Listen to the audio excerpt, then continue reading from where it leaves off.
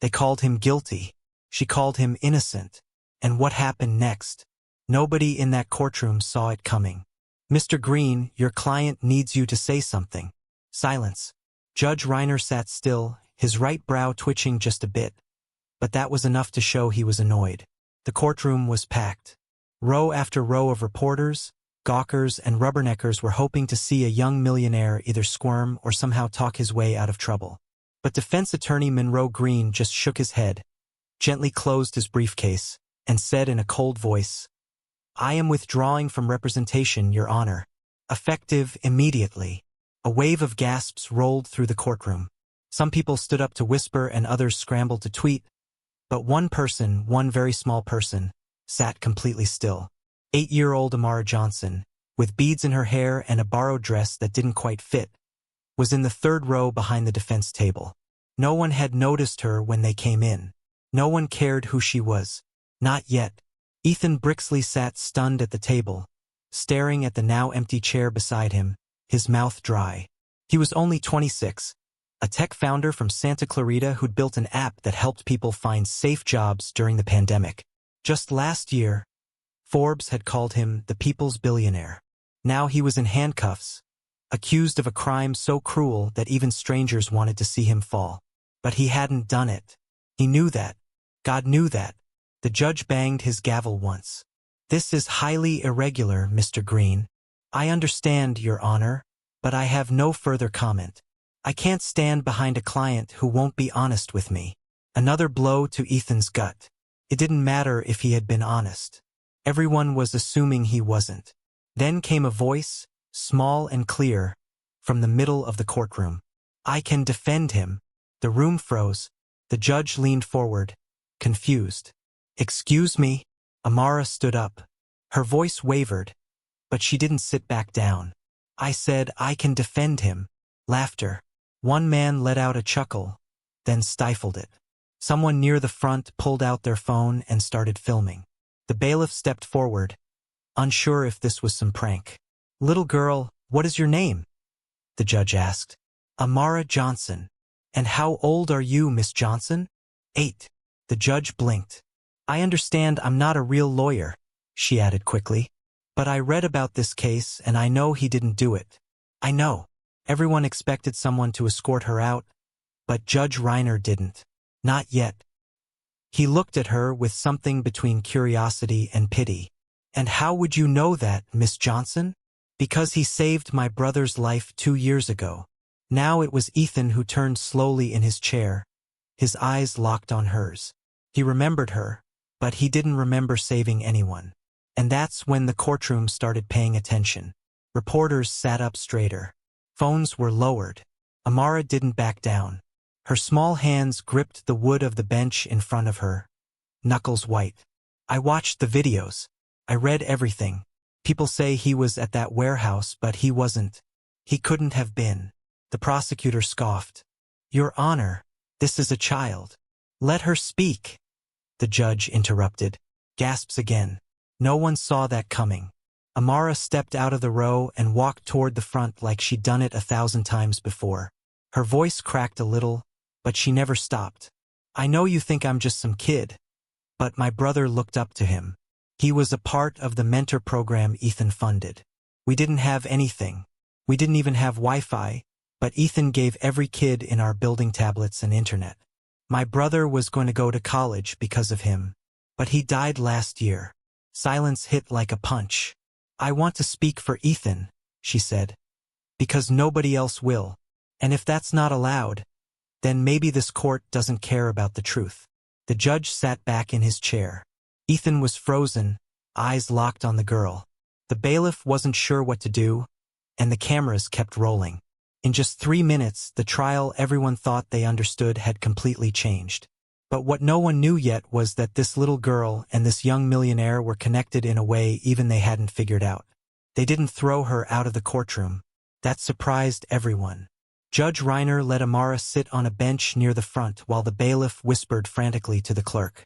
Meanwhile, the entire internet was watching a shaky live stream from someone's phone. A kid just stood up in court and said she'd defend a millionaire. That was clickbait gold, and it was everywhere. Ethan sat in silence, his wrists cuffed, eyes on the little girl who had just done something even his lawyer wouldn't. He wanted to thank her, but what could he even say? She didn't even know him, did she? Court will recess for 20 minutes, Judge Reiner said finally. His voice was firm, but there was curiosity under it now. And someone please get this child a guardian or parent before I violate a dozen laws.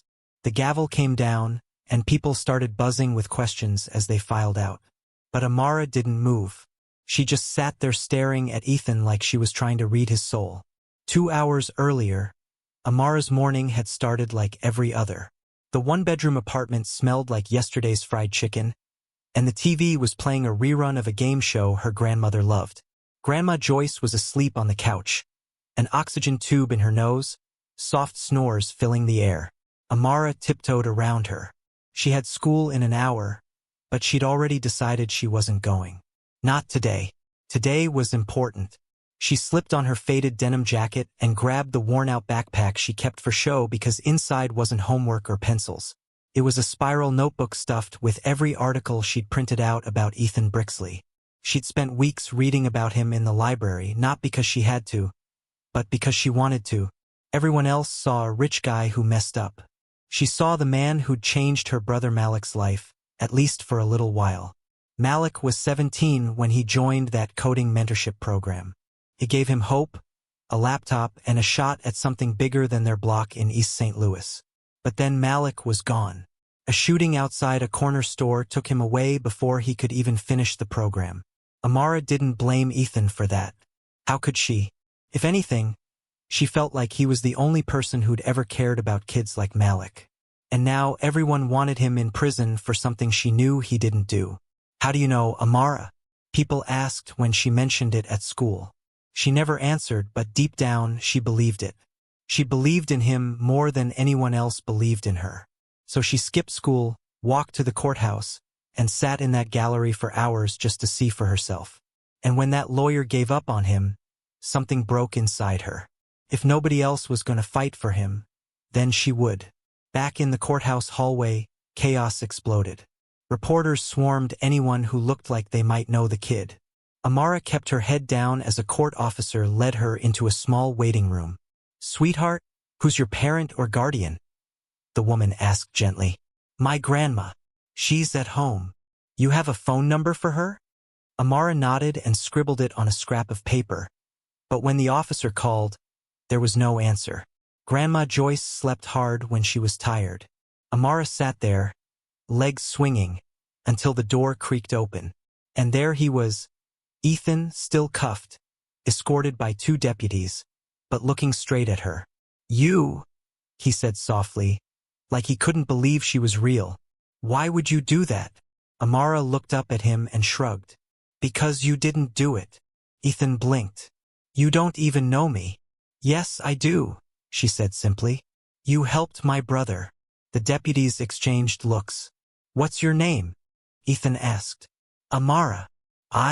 I'm sorry about your brother," Ethan whispered. "I didn't know."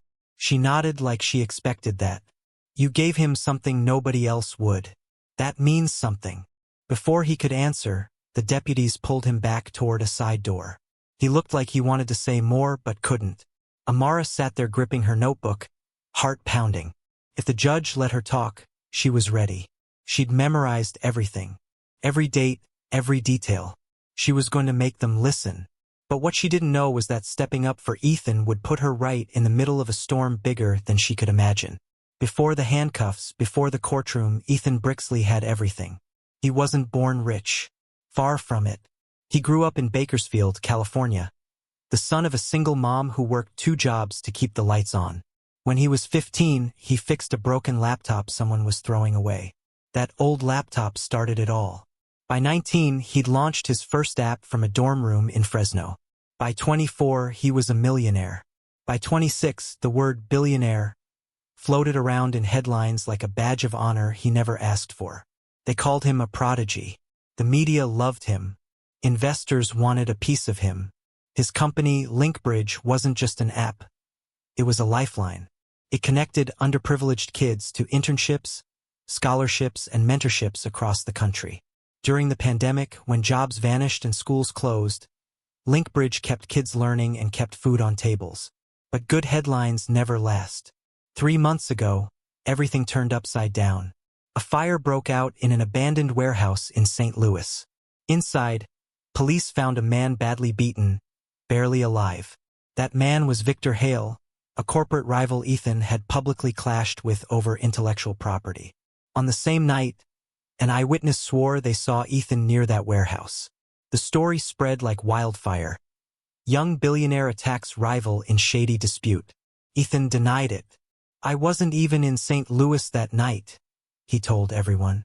But his phone pinged near the city limits. His rental car was caught on a traffic cam. And then the worst part. When they raided his office, they found cash hidden in a safe. Thousands. Something that didn't look right for a man who had everything digital. The press tore him apart. Sponsors bailed. Investors cut ties. People who once shook his hand now acted like they never knew him. And then came the indictment. Attempted murder, conspiracy, aggravated assault. Ethan knew the truth. He didn't touch Victor Hale. He didn't even know how the man ended up in that warehouse. But the evidence painted him guilty in neon. And the more he protested, the more everyone believed he was lying. The only person left in his corner was his lawyer, Monroe Green. Until this morning, the 20-minute recess stretched into an hour. Ethan sat in a holding room, staring at the white cinder block wall. He didn't pray much, but today he prayed anyone would believe him. The door opened. A deputy walked in. "You've got 5 minutes." Ethan looked up and saw her again. Amara, small frame, big eyes, notebook clutched to her chest like armor. "How did you even get in here?" he asked. The deputy shrugged. "Judge said, let her talk." Ethan almost laughed. "This is insane." Amara stepped closer. "Why'd your lawyer quit?" Ethan sighed. "Because I wouldn't lie. He wanted me to say I was there but didn't do it. I told him I wasn't there at all." "Were you?" "No." His voice was sharp, defensive, then softer. "I wasn't." Amara studied him like she was checking his homework. "Then why'd they say your phone was in St. Louis?" I don't know." He rubbed his wrists against the cuffs. "I think someone set me up." "Who?" "I wish I knew." Amara flipped open her notebook. It was full of handwritten notes, printed articles, and scribbles in blue ink. "I've been reading everything about you. You gave out laptops. You paid for summer camps. You sent kids to college." "Yeah. So, you don't sound like somebody who'd beat a man almost to death." Ethan smirked bitterly. "Tell that to the world." "I will," she said firmly. He blinked. "You really think anyone's going to listen to you?" "They better," she shot back. "'Cause I ain't lying." For the first time in weeks, Ethan felt something he thought he'd lost completely. Hope. It was ridiculous. A billionaire finding hope in an 8-year-old with braids and a stubborn streak. But there it was. Before the deputy could escort him out, Ethan leaned forward. "Amara, why are you doing this?" "Really?" She looked him dead in the eye.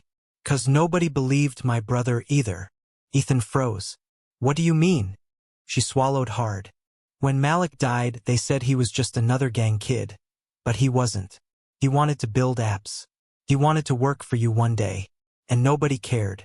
Not the cops, not the news. Nobody told his story right. So, I'm telling yours." The deputy tapped his watch. "Time's up." As they led Ethan away, his throat tightened. He didn't know if Amara could actually help him. But for the first time in months, someone saw him as more than a headline. But what neither of them knew yet was that the truth about the warehouse was far uglier than either of them imagined. The courtroom buzzed louder when the judge returned.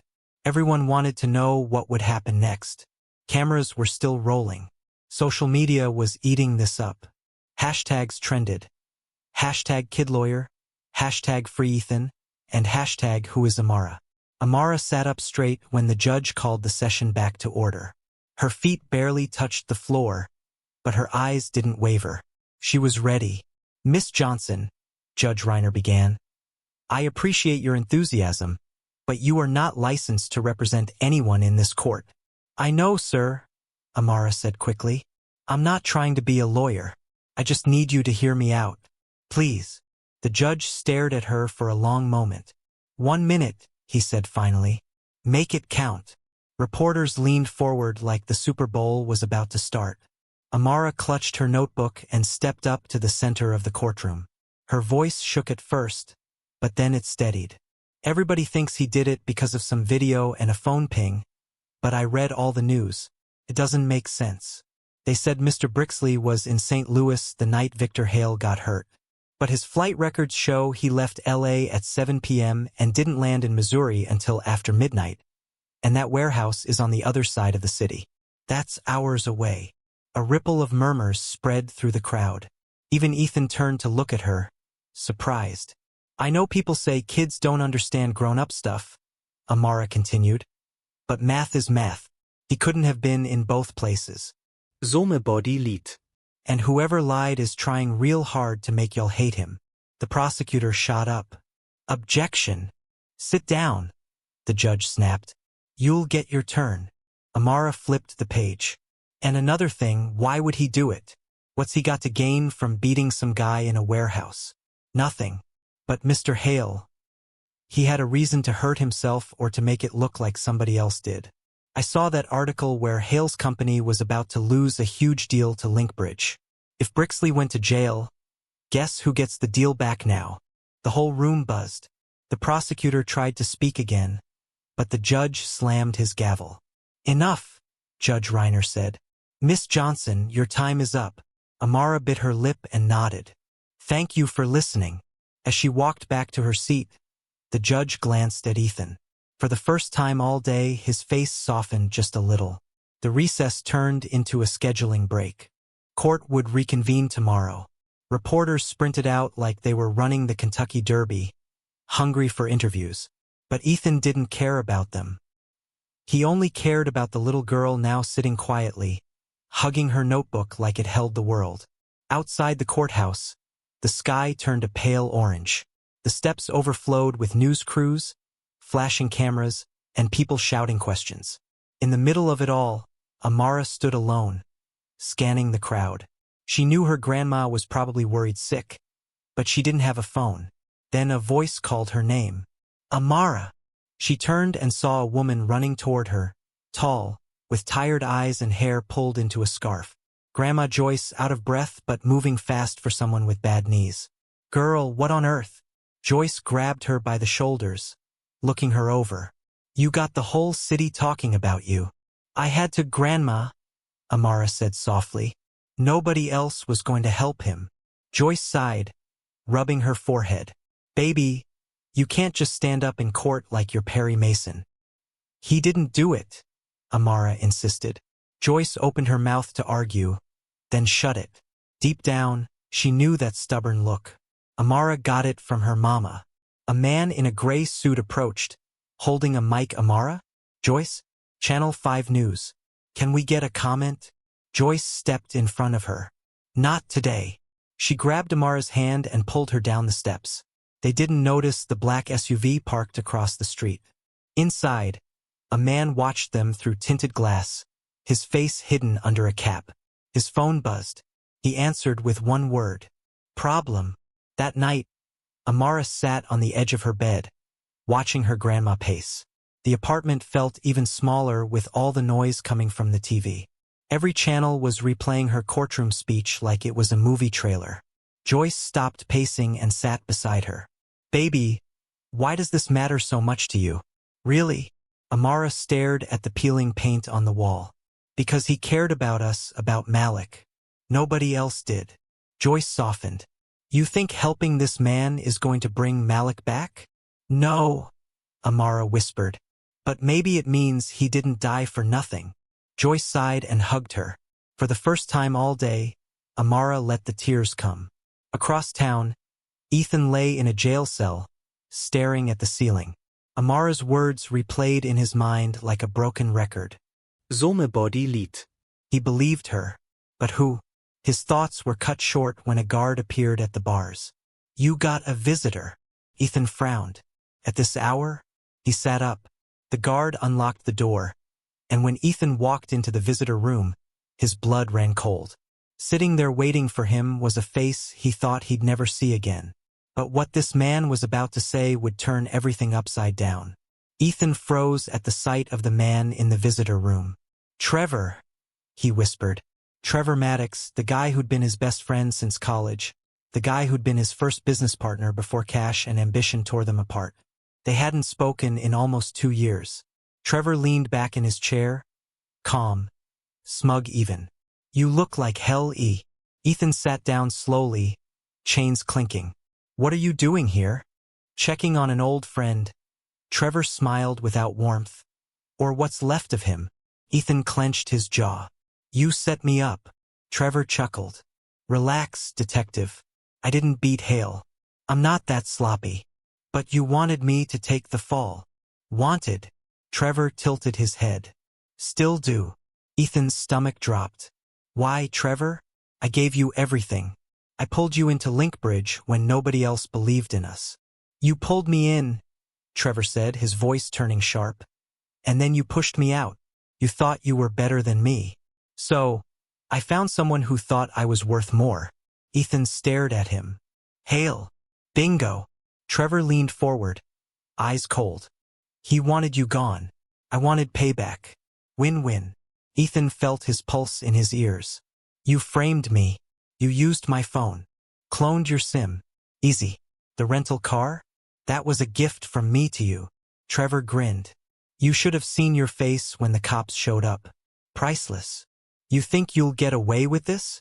Trevor shrugged. "Who's going to believe you?